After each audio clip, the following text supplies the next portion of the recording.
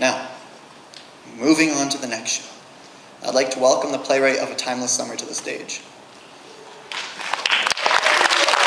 Oh, psych, it's me.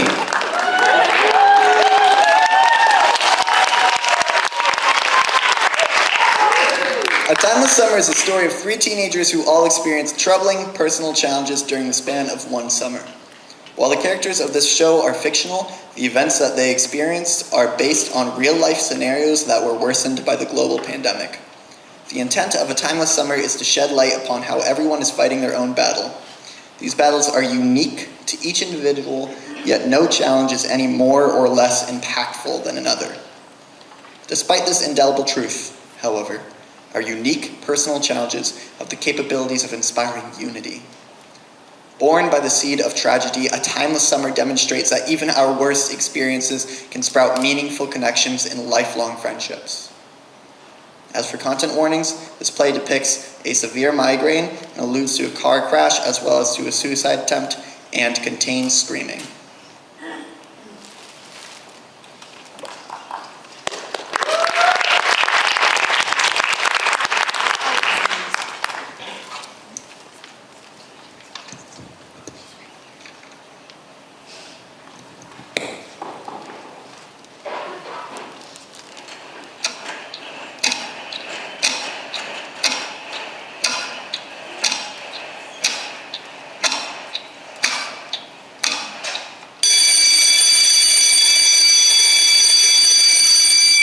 All right, everyone, have a great summer. All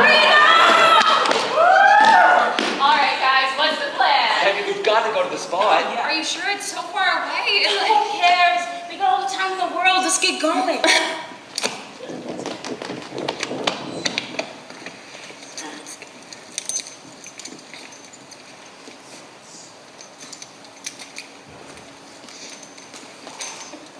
All right, did you guys really have to drive that fast? Oh, get over it. We were only going like 50. Oh, no. Are we too fast for you, Grandma? Did you need time to get your butterscotch? Oh, shut up. I wish that moment could have lasted forever. A brief moment of bliss extended into infinity. A wink that lasted much more than just a wink. And a breath of fresh air that lasted a lifetime. But of course, it didn't. What do you mean you didn't see that squirrel? It was running right into the basket. You could have stopped that easily. Oh my goodness. I was going to eat all of our food. There's nothing in there. Guys, I gotta get going.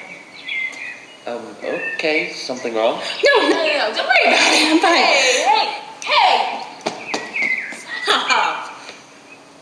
Don't worry. If something's wrong, you can tell us. You're not a burden. Yeah, and I mean, if you don't want to, that's totally okay. No, Thank you. My brother got in a car accident, and he hasn't been doing so well, and I'd hate to think what would happen if I didn't go to the hospital and visit him. Okay. Well, we should definitely get you home as soon as possible. And don't worry about driving. I've got that covered. Good news together. Just please don't drive so fast.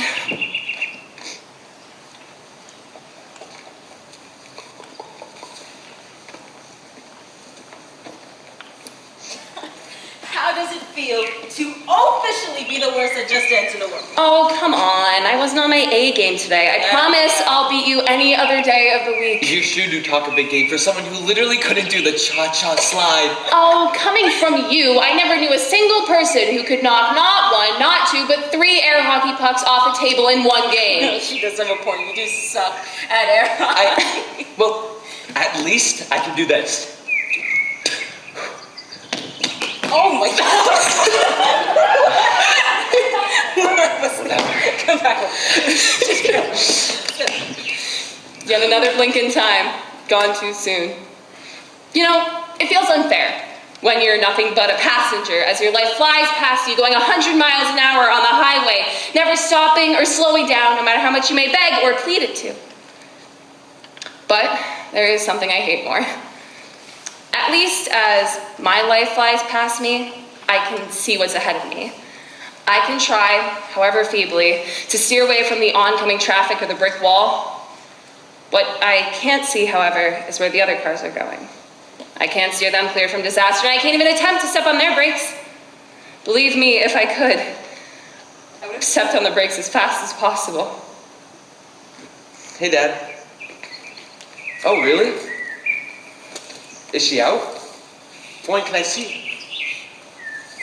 What? No. No, what do you mean, Dad? What's going on? Please, What is going on? Dad, what do you mean? You said she was doing fine. You said she was doing much better. She was supposed to come home, Dad. No, Dad, please don't hang up. Tell us what's going on.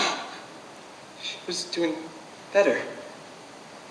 She was supposed to come home. She was supposed to watch me grow up.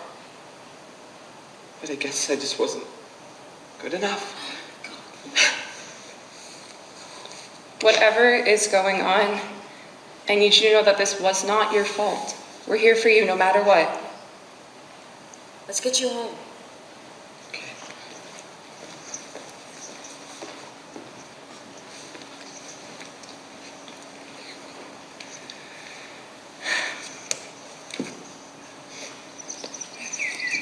So, I heard you got a new job this summer. They've been talking about it nonstop. They think there's some sort of hotshot now. That's because I am a hotshot. Who else do you know can say that they act for a living? A, it's not a living if you still live with your parents. B, get off your high horse, DiCaprio. And C, working for Canopy Lake Park does not make you a hotshot. All right. We'll see who's laughing when I'm on the red carpet a few years from now. A blink in time. Gone too soon. They asked you what your spirit animal was at the interview. How do you even respond to that? I just said my boss just said that I said. You okay? Did you stay up too late with work last night? Yeah, no, it's just fuzzy. No pain. Is everything okay? You can talk to us.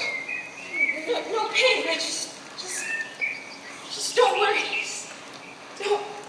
Oh my goodness. What's wrong? What's going on? What's wrong? Come on, you gotta talk to me. What's wrong? Please don't have to talk to me. What are you doing? Please. Stop me. I can't use you. Please. Stop me.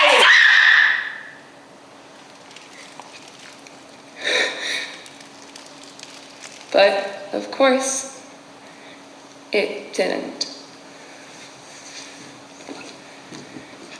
Time is unforgiving. It'll move life past you at breakneck speeds, never stopping or slowing down, no matter how much you may beg or plead it to. You are its captive. For every smile, you can rest assured knowing that time has another frown waiting for you. For every moment you laugh, you will unquestionably cry. With every joy you experience, your familiarity with tragedy will grow deeper and deeper and deeper. But time can also be benevolent. It is not selective in its treatment, for time knows not of judgment. Time passes equally for the good and for the bad. Just as every smile will give birth to a frown, every cut will give birth to a cool new scar. Tragedy is endless. However, not even pain is free from time's treatment. Every scrape will scab over, every disagreement will be forgotten, and you won't even remember any of the tests you got a D on come next year. Time is what you make of it. While it may sometimes feel like a broken brake pedal, not stopping or slowing down no matter how much you may try to, time can also be your friend that whispers in your ear to tell you that it wasn't that big of a deal when you said you too to the waiter when they said to enjoy your meal. Time can be cruel, but time can also be forgiving. It really just depends on who you spend it with. Guys, guess what? I started taking dance lessons. You're joking. Wait, really? Yeah, for real. I'm getting pretty good at it too. No, I'm gonna have to see some real proof before I believe you. You're gonna regret that. Watch this. Oh my. Hey, what's wrong? Yeah, what's going on? We can go home if we need to. Oh, trust me, I can get you home like less than 10 minutes. No, you can't. I swear to God, if you drive that fast. Guys, I'm okay. I promise. I've been talking to my doctor. We've got some medication to get all of that figured out, so migraine should be a thing of the past. Bummer though. I really wanted to get out of that summer reading. Oh, shoot, the summer reading. You know, migraines aren't starting to sound all that bad after all. Did you guys really not read it? Did you? Please tell me you did. Can I have your notes? Yeah, so I haven't read anything since like Percy Jackson, the Lightning Thief. Oh, screw off.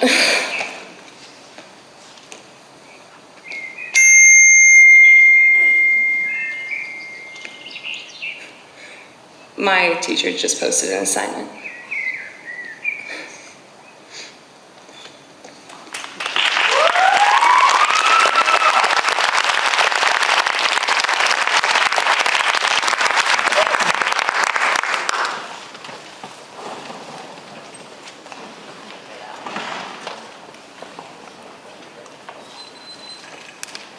The Timeless Summer depicted several key themes, including the injury of a loved one, the suicidation of a loved one, and the experience of a migraine. These themes, however, are all written from the perspective of one individual and are not meant to invalidate the experiences of anyone else. Now, breaking form a little bit, I would also like to tell you a little about how I wrote A Timeless Summer. This is the first play I have ever written, and I first wrote it for the advanced theater making class that I took last year. In that class, my peers and I were instructed to put on completely original student plays with the stipulation that we should consider an aspect of theater that we haven't yet tried before. Having only acted as relatively silly characters up until that point, I chose to try writing a play. A serious play. Knowing that writing comes most naturally when derived from experience, I hesitantly considered writing a play based off of my life in quarantine. Uncomfortable in a way that I hadn't yet been in theater class, I wasn't sure what to do until my friend encouraged me to try it. I believe that friend was actually Alyssa Raza. I started writing and it all just flowed out. A car crash, a devastating migraine, family struggles. My experiences flooded ink onto the paper and manifested themselves into characters in a way that was utterly cathartic. When it was time for the initial read-through in class, I burrowed my head in my hands, but throughout the rehearsal process, my embarrassment gradually metamorphosed.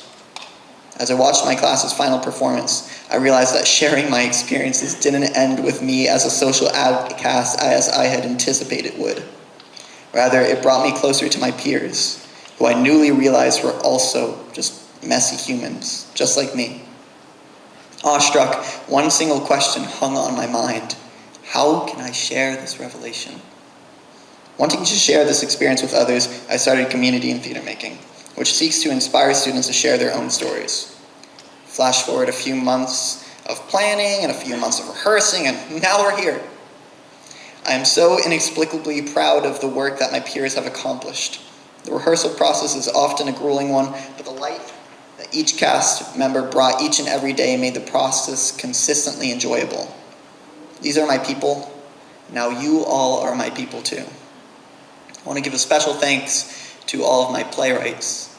It's really hard sharing your story, and it took a lot of bravery for these people when I said, hey, can you write a play for me? And they said yes, and they took on this incredibly difficult task. I want to thank my directors and designers for helping to take charge on this, because I'm not always the best at bossing my friends around, but I watched a lot of my peers really step into themselves, and it was truly inspiring. I wanted to thank my actors. How often do you see high schoolers working together to help share each other's stories? That's just incredible to me. And I want to thank my stage crew and my technicians. They stepped in at the last moment and they really saved the day with this one. So, above all, I want to thank you.